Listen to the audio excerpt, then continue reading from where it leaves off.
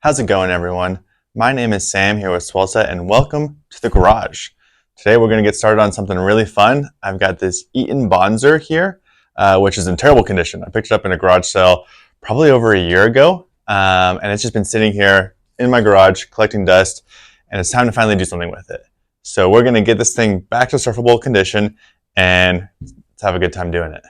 The first step we're going to do in bringing this board back to life is cleaning it up. Like I said, it's been in my garage for well over a year at this point, and it's got duct tape on it. It's covered in old wax, got a lot of dust on it. Let's get this thing back to life.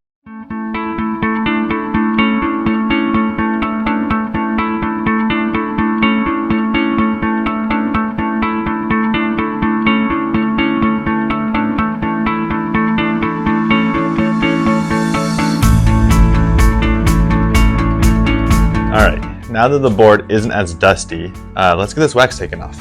If you'll check out my website, I just posted a blog about my favorite ways to get wax off of these old boards, and by far it's the Sticky Bumps Wax Remover Solution stuff.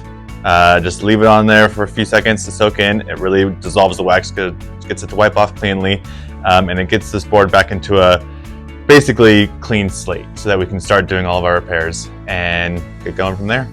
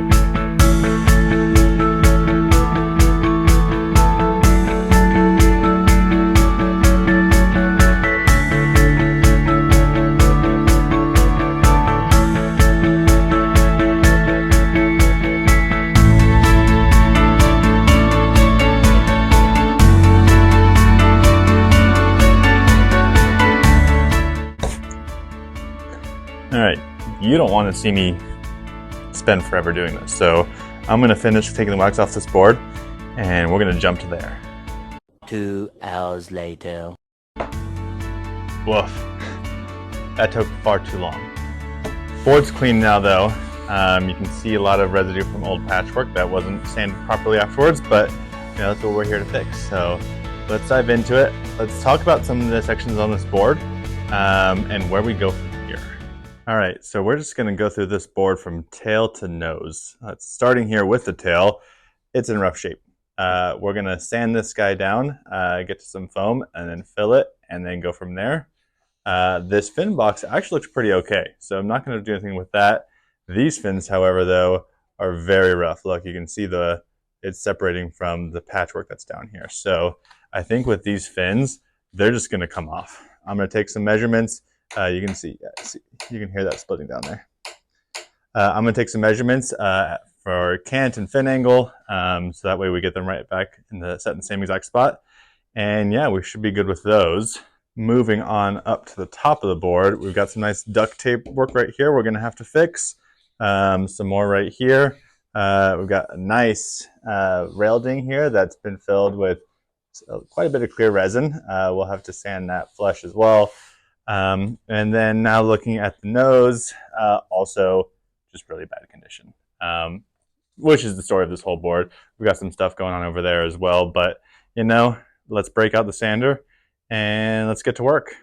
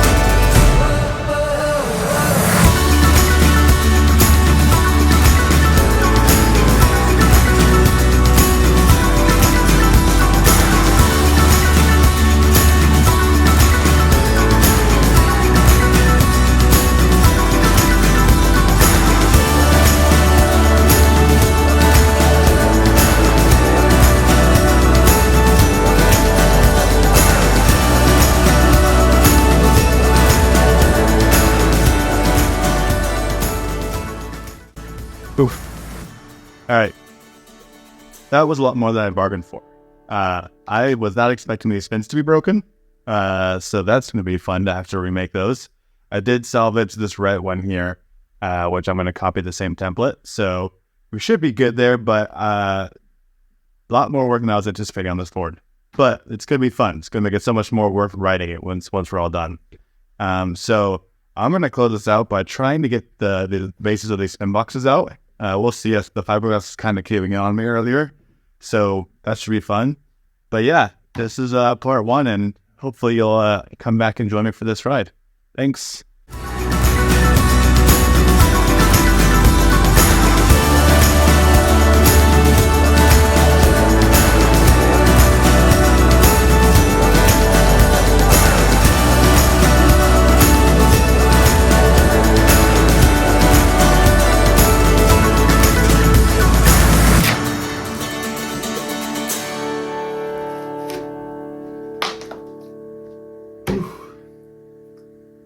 Like and subscribe, please.